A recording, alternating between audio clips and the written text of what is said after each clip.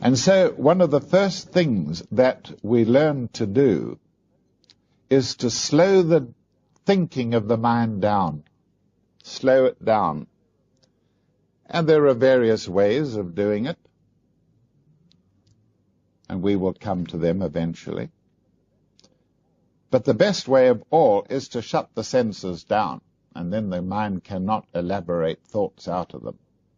And that's good. And the moment that you can start to withdraw from your senses and have nothing to do with them, the mind gets a bit jerky at first, but eventually becomes slowed down, and the stream of thoughts alters. The stream of thoughts alters. Now, what I'm going to put up here has nothing to do with the electroencephalogram. The stream of thoughts, each one of these peaks is a thought. And then you can, all kinds of thoughts. And with that going on incessantly, the chances of the soul, the inner self, breaking through to you is extremely unlikely. Maybe you have an accident, maybe you have an anesthetic for something, but the chances, and add to that, sleeping like a hog,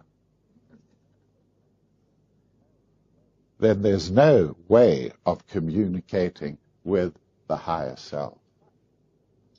But if the process of thinking is slowed down because of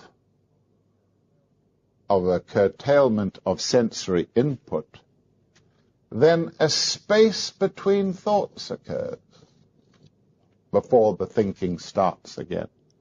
And it's then that an opportunity for the higher self to intervene and inject something here which is spiritual, which has nothing to do with the mind, nothing to do with the emotions, nothing to do with the senses.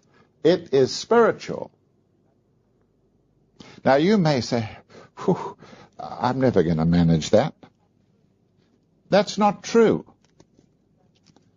If you manage it, if you just try and try and try and try, it'll eventually come to you. And the moment that it comes to you, it increases all the time, and you will be able to set up a system. Never do anything spiritual without it having some application to help mankind. That's the best way to avoid going cuckoo. Make sure that your meditation isn't always up in the rafters. Make sure that the meditational factors enable you to be a better person in the world. Remember always truth, beauty, and goodness, the three principles of Plato. And so by creating the space there, and we speak of it symbolically as being between the eyebrows, the sacred square inch. By having that space there, we are able to reciprocate. It's like bringing all the typewriter keys into operation. You can learn to put things there yourself. Put things there yourself. And in the Claregate method, we call it propositioning the higher self, propositioning the inner self. Proposition with what? Put something there, and if it is worthy, and the inner self believes that it should be cultivated, it will be cultivated. It will sprout. And all sorts of wonderful concepts and ideas will begin to flow into you. They may not be the answers to an immediate question, but over a period of time, answers will emerge to anything that you put there. What can you expect there? Mundane images. You know, when the Christians say, well, when I die, I'm going to life eternal.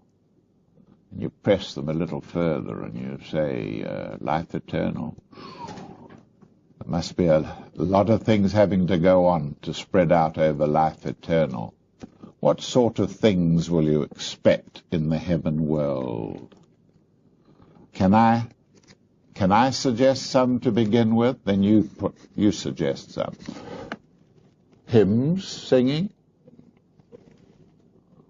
choruses of angels, lots of little cherubims, things that have nothing to do with their ordinary lives, everyday lives, and which, for most people, mean absolutely nothing. And eternity with that? I had one last week. A friend that I hadn't seen for 40 years. And when we got down to this kind of subject, that was his observation. But the moment that you try and press into it and dig it out, what I have my faith. So never think that everything is on this plane that is wrong with the universe. So you can proposition the higher self. In the Claregate method, we use a language much older than any language known on the planet. We use a key to the higher consciousness. It's called astrology. Astrology was used on this planet in Atlantis. It's probably the oldest science, apart from medicine, known to man. And of course it is understood by the gods who practiced astrology in hundreds of different shapes of body that they incarnated in. Whether they were in Tibet, where there is Tibetan astrology, whether they were in China and using Chinese astrology or Egyptian astrology or whatever, it was a key. It need not be your key. You can use numbers if you get a good teacher on numerology. You can use any key you like. Be sure that it is old enough and acceptable enough to the gods. Frame what you have to say. How can you frame? In our astrology, you can use a thing as simple, almost any sentence that you have.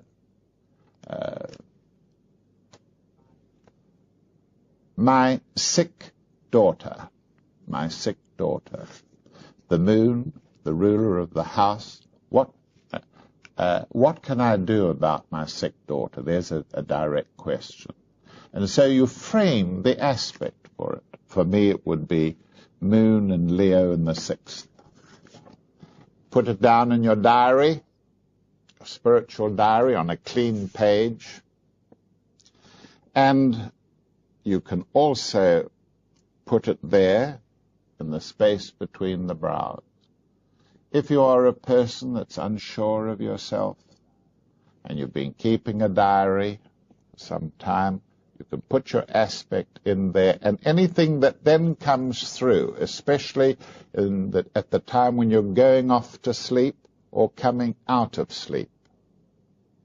Hypnagogia and hypnopompia, isn't it? Something like that. Very, very important periods when you're going off to sleep and when you're coming out of sleep. Things that occur at that time visually within you are important. They should go into the diary. And you will find that you have got permutations there, certainly, but there is enough there to give you guidance. And you've got it. Haven't gone to somebody else and sat down in a group and whatever you do, and it's come through somebody else. You've got it yourself. How else will you learn? How else if you don't learn to do it yourself?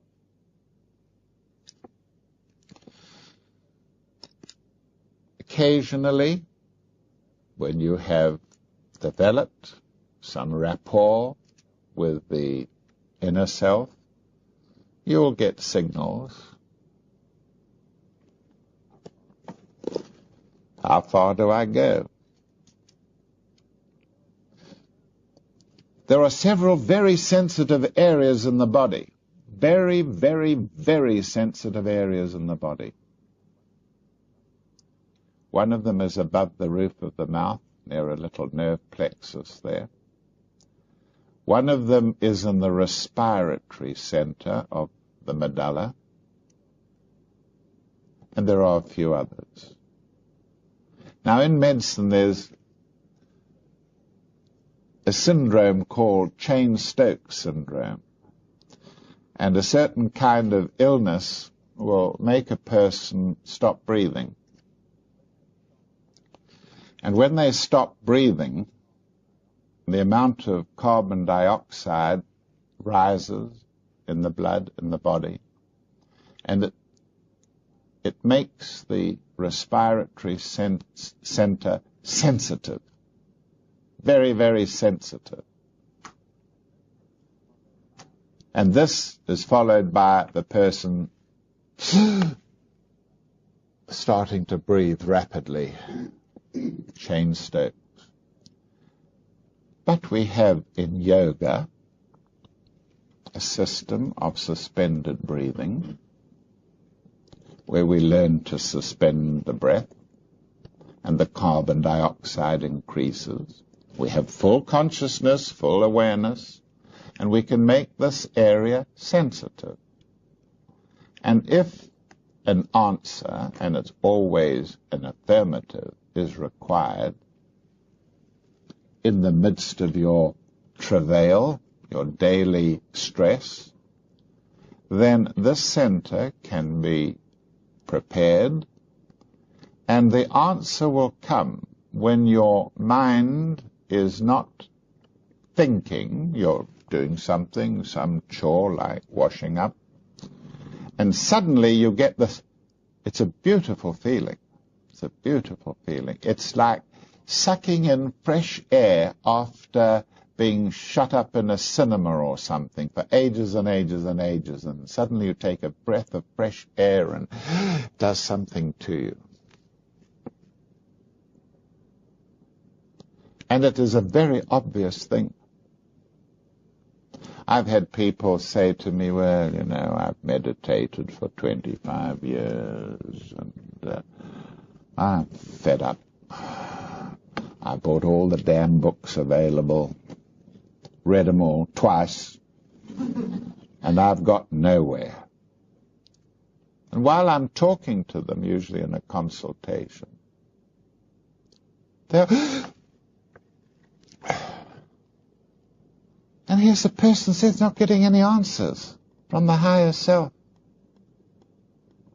I don't want to see you all walking around Piccadilly trying to get answers that way. I'm only here to show you options, possibilities. I'm telling you that the higher, the inner self will do anything to try and reach you. But for most of mankind, that's the barrier. Now, that is why Madame Blavatsky said, the mind is the slayer of the real. The inner reality cannot get through to you, to your point in consciousness, because the mind is killing it. The lion is killing the unicorn. He can't pierce through to you.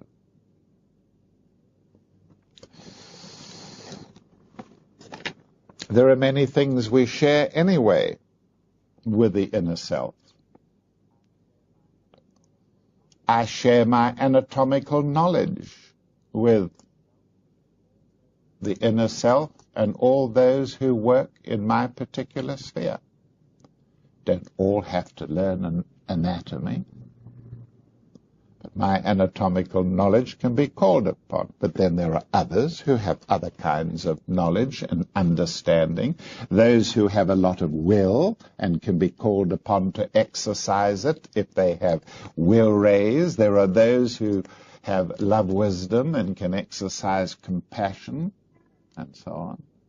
And they form part of a group. Lovely thing, a beautiful thing. Not just a flower sticking up out of the ground with a head on it, but an inflorescence of individual. You want to see what I mean? Just take a delphinium and turn it upside down and you've got exactly the process. Remembering that we see things upside down in this world. And that by turning it upside down we are seeing real. I'm going to have a 10 minutes break and then we will come back to take up the subject of sensitivity. Thank you.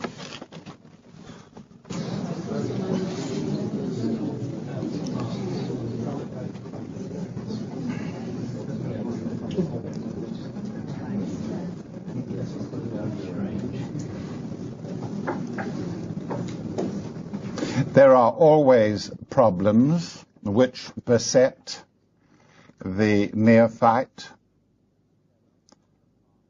the chela on the path, the secret path. They become demoralized easily. If any of you are going to be associated with groups, and you should, I can tell you something now that might disconcert some of you, and it is that there will be no spiritual evolution of individuals on the basis of isolated effort, such as occurred in the Piscean age. Aquarius is the sign of groups, and in the Aquarian age, spiritual unfoldment will become group effort and will be rewarded as group effort in what we call group initiation. And that's worth remembering.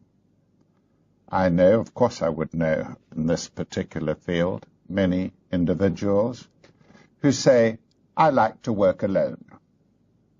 And that's that. I like to work alone. Well, it isn't possible to do that in the Aquarian age. Could have done it in Pisces, indeed most of us did for at least 1 or 2 lives. Lived alone, worked alone in our monastic environment, and no doubt loved it, but not from now on. And it's worth remembering. The other problem is that people on the path lose sight of the goal. I get confused, they say. Yes, the teaching of the ages, the wisdom of the ages is all very well and it's lovely, but it can be a bit overwhelming. And they're the ones that you should give the answer that I gave a few minutes ago. That the path is the goal.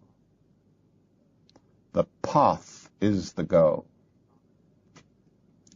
Being on it, stopping, pausing, and helping others along it, that is the goal. Not the great supernal light somewhere at the end of the long tunnel. It's here and now on the path. Many words for this secret path. Some call it the razor's edge. Razor's edge because there are such narrow limits, interspaces between consciousness and unconsciousness, between virtue and vice, between so many things. The razor's edge. And you can miss the fruits of a whole meditation by not bringing the breathing in at the critical moment on the razor's edge. The razor-edged path, the middle way, because it asks that you exercise understanding of what is required in terms of moderation. Don't go crackers every time you pick up a a book and read one or two paragraphs, and the next thing you're all for Gurdjieff, and then a moment later it's Steiner and so on. Choose a middle path. Try not hurt anybody. Try and grow. I've said this many times. If you're not doubling your consciousness every year, there's something wrong. There's something disorganized in the way you are treading the path. Now, that doesn't mean to say you have to become an intellectual giant overnight, or even intellectual at all, though it helps.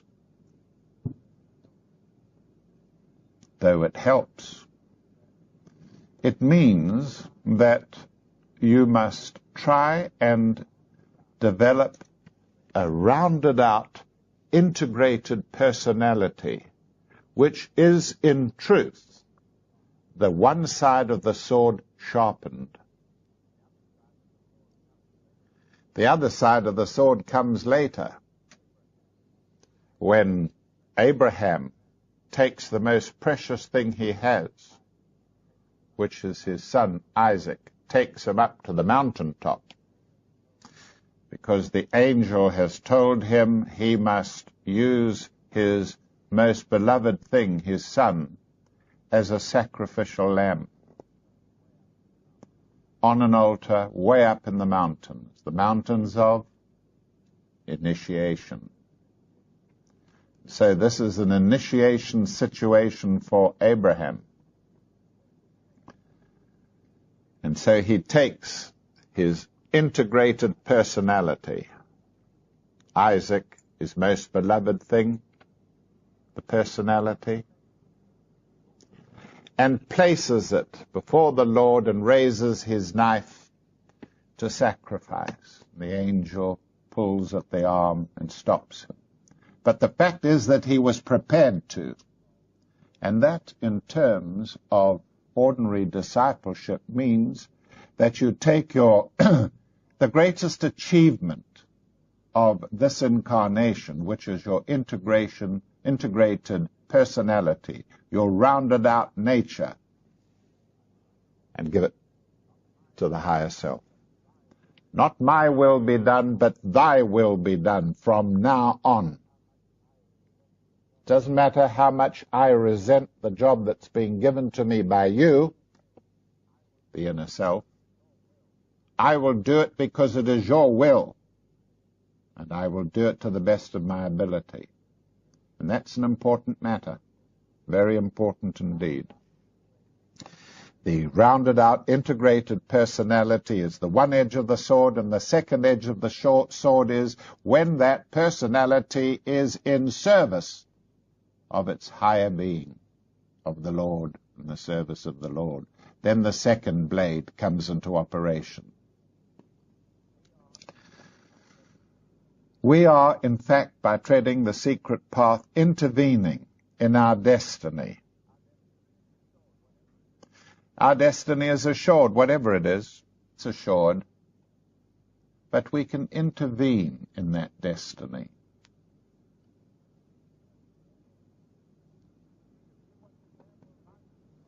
You can do what you damn well like on this planet. It probably won't make any difference. But you are answerable to the lords of karma or the lords of destiny, whatever you like, but you are answerable. And that should give anyone pause to think. I always say the most desperate, sinful thing is to know the next step and not to take it. That's incorporated in the biblical saying. I've got a lot of biblical stuff today. I'm sorry, it just happens to be the fall of the stars today. I think we've got 3 squares on this day in the planetary chart. Yes. intervening in our destiny. It affects the kind of life you're going to live next time. It affects the role that you will play in that life. It affects what kind of advantages and disadvantages will be given to you to pursue that life. And so it is a powerful matter. Now, there are many byways to knowing the self. I think it was Socrates who pointed out that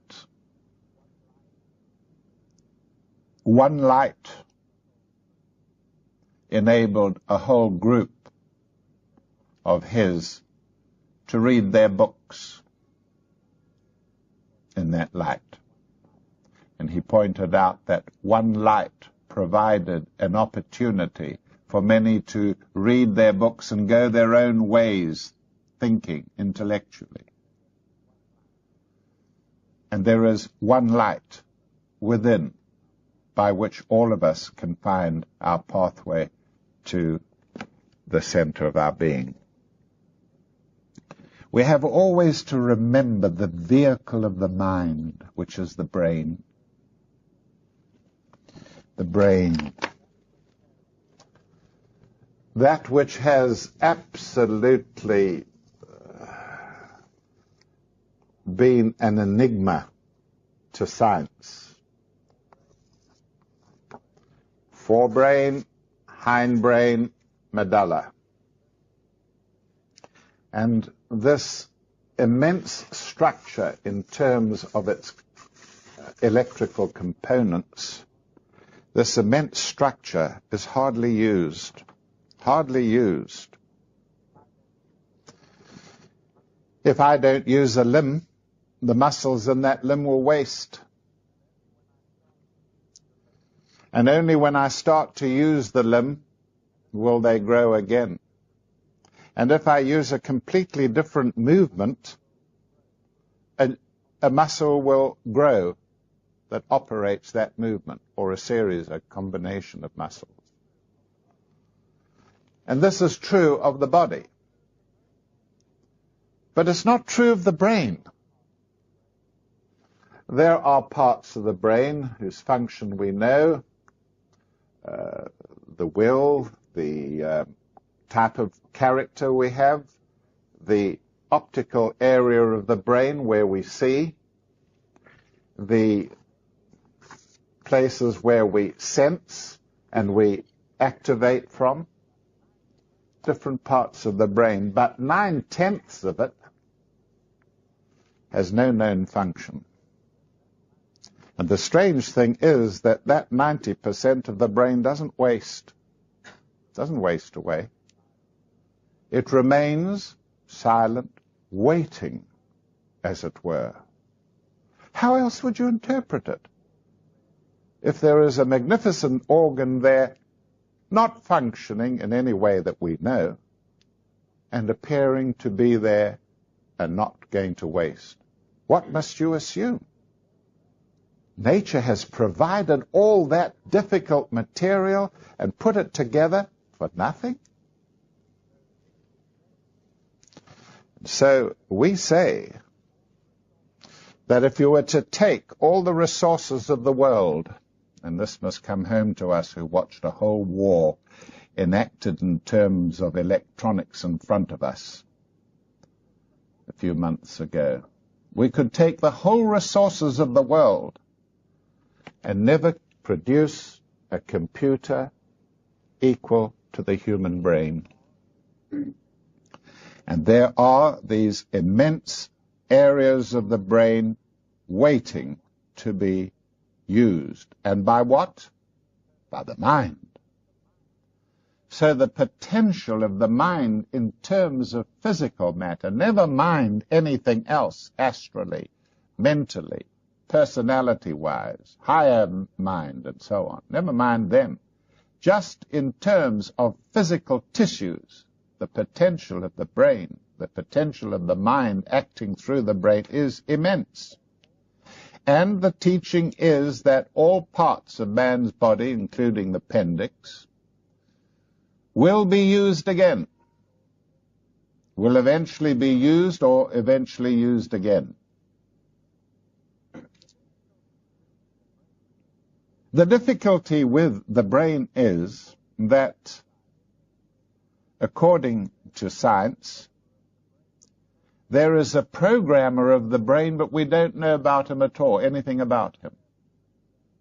Something programs this computer. Otherwise, we must assume that somehow or the other a computer has evolved by Darwinian forces without a programmer.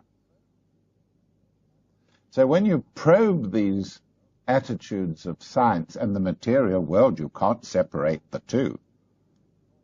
Then you find extraordinary anomalies. The brain is waiting. Waiting for what? Development. Development of what? Consciousness. The development of consciousness. If you had walked this planet 200 years ago, could you, in your wildest dreams, have imagined the things that are existing on the planet today? No, you couldn't. But they are a fraction of man's capacity as a mental being. Fraction. And the rest, the best is yet to come. And so we say that possessing this, it is worthwhile to find out something about the programmer, the man who programs the computer. Marvelous. I can do things, and you can do things during the day. You can't even remember doing them. But it makes sense now because the programmer, there's a program there and the thing is operating and you don't have to have consciousness directing it. Many things that lie in the subconscious.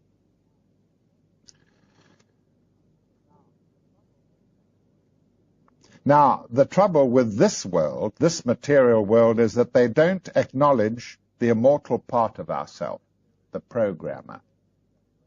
That there is a grand architect, that there is a scheme for the universe which is in motion and is moving in the direction of completing that stream. Teleology, we call it. The path that I have described is a continual path, a process of learning who we are and why we are here. And I've given you the reasons for it. Surely we would need to identify ourselves with a person, an entity who is the programmer if the computer is operating us.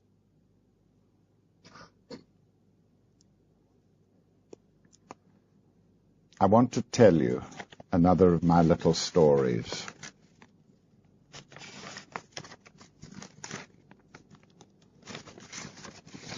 Well, you'll have to take it as it comes. There was a forest, and there were fields next to the forest, and in the fields sheep grazed. And this had gone on since time immemorial. But a lioness who was pregnant and badly mauled came out of the forest and found a safe place to have her cub. Whether she knew that the sheep being there might provide food or shelter, what, beside the point. She had her cub, and shortly afterwards she died. So the cub was all alone. And it was a tiny little inoffensive thing. And the sheep moved as usual across the field. And somehow or the other, with all that grazing and carrying on, the lion cub became part of the sheep, the drove of sheep, and grew up with them slowly. And the sheep were not nonplussed by it. They accepted the cub accepted the sheep, and everything was fine. But then one day, when the sheep were near the forest, there was a loud roar from the forest. A lion roared, and the little cub picked his ears up and listened for it. And the sheep noted this and said, "Oh, don't worry about that.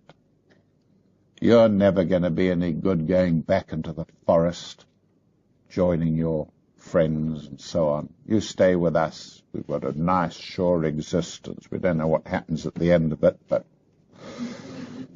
it's a nice, sure existence." And so the lion cub stayed there and became part of the sheep. And that in itself represents the story, generally, of humanity. The lion roars, and generally there's no answer to the roar. Mankind is impervious to a call from its own. But then the story goes on to say that one day the lion cub heard the roar again, and this time he decided he was going to investigate. There was something about that roar that rang a bell in him. So he trotted off into the forest, and he grew up as a lion and acted like a lion. And that is one of the most damning things of our material world, is not only do they create the material world of which we are a part, but we have to subscribe to it. And if you don't subscribe to material possession and growth and so on, then you are ridiculed or looked down. And any ideas that don't fit in to self-aggrandizement, competition, and so on, is looked down on. The story of the lion cub. Now, we double our awareness each year, as I said. And you may think that it's not much to double your awareness in 1 year. 2 times 1 is 2. 2 times 2 is 4 for the next year. 2 times 4 is 8, and then 16 in 5 years. 16 times as much awareness. Quite a lot. That's if you're just beginning to tread the path. When you are initiate, the thing becomes geometrical, on a geometrical scale. 2 times 2, 4 times 4, 2 times 2 is 4, 4 times 4 is 16, 16 times 16, and so on. Now, I can't convince you of a thing like that, because I may be the lion and you may be the sheep. But it's a fact. I have no reason to say this to you unless it were true. But you must judge for yourself. Certainly you can tread these paths, but there are paths that go like that, and they go round the mountain, climb very slowly to the top, and there are other paths that go straight up the mountain face. And it depends greatly on how important the lion's roar is to you. If it rang every bell in your body, and you know that you knew that you were in the wrong place with the wrong people at the wrong time, then you must know you are wanted. You are wanted by those lovely beings in that lovely home that we all came from. part of the increase of awareness, you'll say, well, he's saying that, now back to my university days, he's saying that I'll double my awareness in 3 years, be 16 times, and 16 times means I could get 3 degrees if I started to tread the path and instead of getting 1 degree. No, we're not talking about that. We're talking about things like sensitivity. The aura's sensitivity is an advancement in consciousness. The sensitivity of the aura. And when we advance in the way that I've described, the sensory areas begin to overlap. The sensory areas begin to overlap. Sight,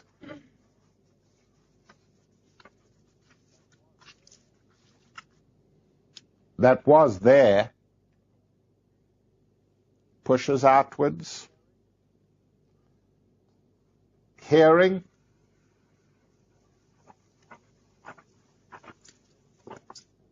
the senses begin to overlap and the aura is transformed. Not so much to provide us with CDs, powers, but that it becomes a receptacle for the influx of spiritual energies coming from the inner reality. The aura becomes a receiving plate, as it were.